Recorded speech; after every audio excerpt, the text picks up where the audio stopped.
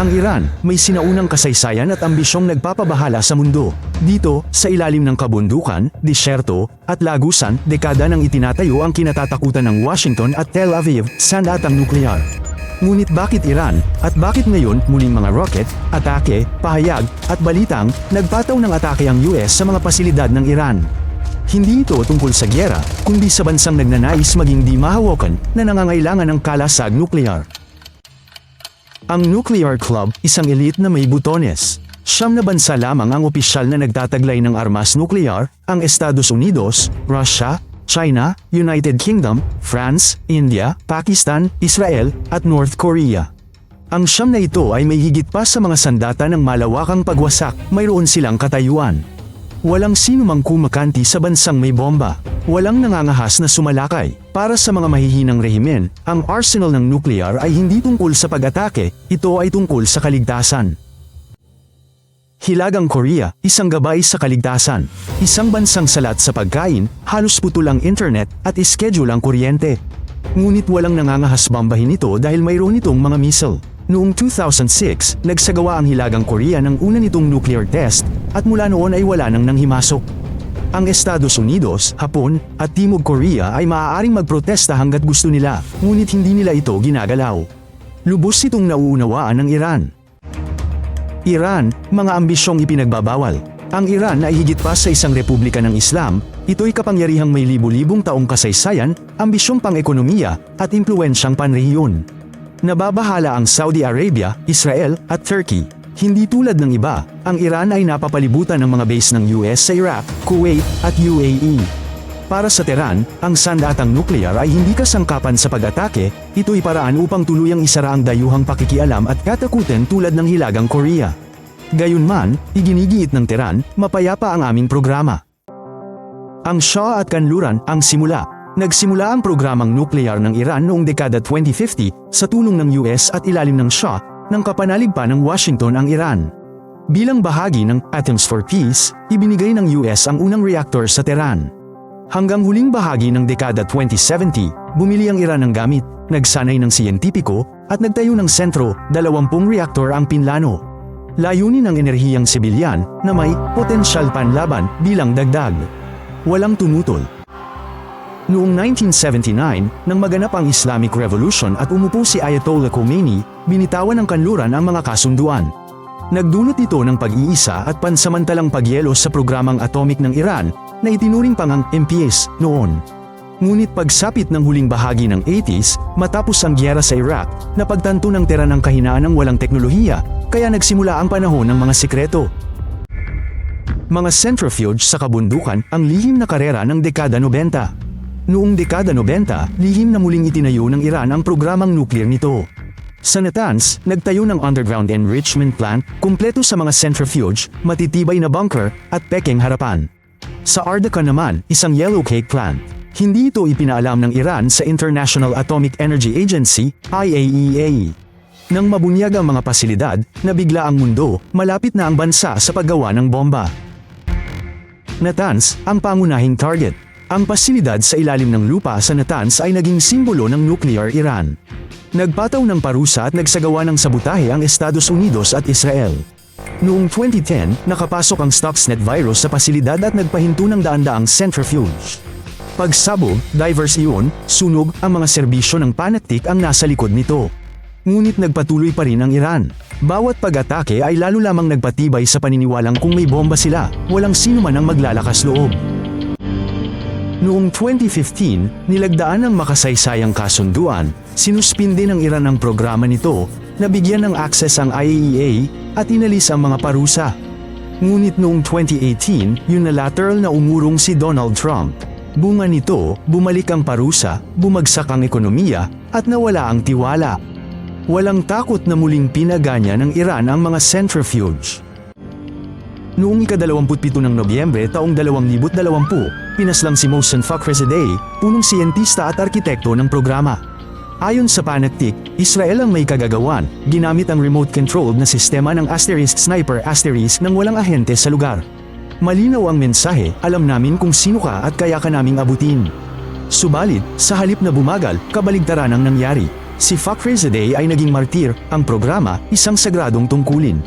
Lumalim ang mga pasilidad, humigpit ang seguridad, at tumibay ang determinasyon. Pagsapit ng 2025, lantad na ang Iran sa pagtaas ng enrichment ng uranium, lampas 60%, halos antas na ng sandatang nuclear. Nag-install ng bagong henerasyong centrifuges sa kabundukang Zagros at pinalawak ang mga pasilidad sa Fordow at Isfahan, kung saan nakita ng mga satellite ang walang tigil na aktibidad. Nagreklamo ang IAEA sa kawalan ng access, nagbabala ang Israel, at nagbanta ang Estados Unidos. Ngunit tugon ng Iran, hindi kami natatakot.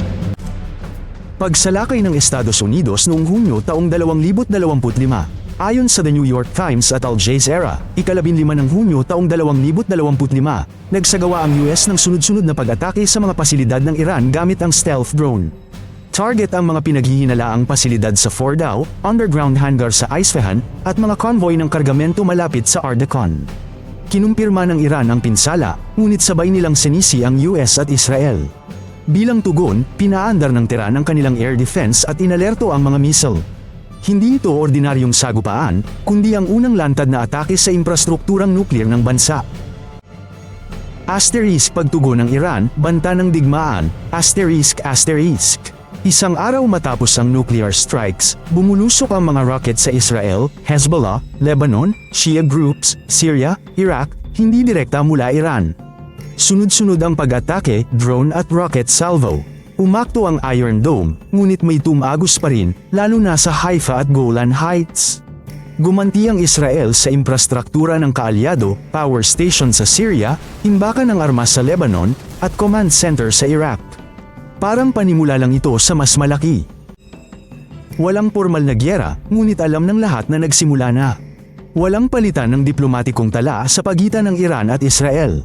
Gayon may halos araw-araw ang pag-atake. Naglalabas ang Israel ng satellite images, ipinapakita ng Iran ang mga napabagsak nilang drone. Sa Persian Gulf, patuloy na umiikot ang mga eroplano ng US at Israel. Doble ang proteksyon ng mga pasilidad ng Iran laban sa airstrike at cyber attack. Noong Abril, nabigo ang pagtatangkang lumpuhin ang power system ng Fordow Complex. Ang multo ng bombang nuklear, mas malapit kaysa kailanman. Sinasabi ng media na nasa Iran na ang lahat maliban sa huling hakbang, pinayamang uranium, isang siyentipikong pundasyon, at mga sistema ng paghahatid. Ang natitira ay ang pagbuo, at yan ang sandaling kinatatakutan ng lahat. Kung ipahayag ng Iran na mayroon na kaming sandata, mauulit ang senaryo ng North Korea at huli na ang lahat para pigilan ang anuman. Hindi ito papayagan ng Israel. Kumikilos na ang Estados Unidos. Ang di nakikitang labanan, ang digmaang lihim. Habang naglalaban ang mga drone at rocket sa ibabaw, ang tunay na labanan ay nasa iba, human networks, cyber war, at pagharang. Simula pa lang ng taon, mahigit 30 sa Iran ang inaresto, pinaghihinala ang ahente ng Mossad. Sa Israel, kinulong naman ng mga aktivistang pro-Iran. Bawat panig, nangangaso ng impormasyon at takot na mahuli. Huwag kalimutan ng ibang kapangyarihan, China, Russia, Turkey ay malapit na nagmamasid, dahil ang isang malawakang digmaan ay makaapekto sa kanilang lahat. Ang huling tanong, may bomba na ba ang Iran? Hindi batid ang sagot. Opisyal, wala. Gayunpaman, kumikilos ang lahat na tila nakatago na ito sa isang bunker. Handa ang Israel sa isang preemptive strike. Nagpapalakas ang Estados Unidos ng presensya nito sa rehiyon. Umaasa ang Iran sa estratehikong pagtitiis. Ngunit may hangganan ang larong ito. Isang pagputok, isang bumagsak na eroplano, isang maling utos, at maaaring madulas ang lahat sa isang yugto na walang usapan, kundi nuklear na panginikil at pagkaligtas. Estratehiya ng Israel, preemptive strikes. Para sa Israel, ang nuklear na Iran ay banta sa mismong pag-iral nito. Mula dekada 2080, doktrina ng Israel na sirain ang mapanganib na programang nuklear sa yugto pa lang ng pagbuo. Tulad ng ginawa sa Iraq noong 1981 at sa Syria noong 2007, ganoon din sa Iran kung kinakailangan. Hindi naghihintay ang Israel, kumikilos ito. Gumagawa ang Mossad ng lihim na operasyon, naglulunsad ang mga drone ng tiyak na pag-atake, at walang humpay ang cyber warfare. Kapag lumabas ang bomba, huli na para umaksyon. China at Turkey, tagamasid o manlalaro. Ang China ay nananawagan ng kapayapaan, subalit tumutulong sa Iran na lampasan ang sanksyon at makakuha ng supply. Ayaw ng Beijing ng digmaang nuklear, ngunit ayaw din ng hamin ng Iran. Ang Turkey, miyembro ng NATO na may retorikang kontra-kanluranin, ay kinukundina ang atake sa Iran, ngunit pinapayagan ng US na gumamit ng base. Sa hidwaan, walang neutral, lahat ay nasa anino, tumataya. Sabi ng mga Iranian, takot, pagmamalaki, puot. Mapaglinlang ang tahimik na lansangan ng Tehran. Kinatatakutan ng kabataan ang isa pang digmaan, sariwa pa sa matatanda ang bangungot ng giyera sa Iran-Iraq. Sa mga channel ng Iran, nagsasalimbayan ng puot at pagmamalaki, hindi rocket ang kinatatakutan namin, kundi pagtataksil. Marami ang naniniwalang magdudulot ng kalayaan ang isang bomba, ngunit alam ng iba na kapag nagkagiyera, ang ordinaryong tao ang tatama. Habang nagkukubli ang mga elite sa bunker, tahimik na nakapila sa gasolina ang ordinaryong Iranian. Bakit gusto ng Iran ng nuclear bomb? Ang simpleng sagot, nang walang paligoy-ligoy. Hindi para sa pag-atake, hindi para sirain ang Israel, hindi para sa relihiyon. Ang elite ng Iran ay nagnanais ng garantiya, simpleng takot sa nuclear, tulad ng sa Estados Unidos at Unyong Sobyet noong ika-20 siglo, kung kami sasalingin, kami ay tutugan. Nakita ng Iran ang nangyari sa Iraq, Libya, at Syria, isinuko nila ang kanilang mga armas at sila'y nawasak o nalugmok sa kaguluhan. Sa Tehran, iyan ay tinatawag na aral mula sa kasaysayan. Ang bomba ay hindi kagamitan sa pananalakay, ito ay baluti. Kahit walang hayag ang nagsasabi nito, hinuhubog na nito ang bawat negosasyon, parusa, at pag-atake. Nasa hangin ito tulad ng isang anino na hindi maiiwasan.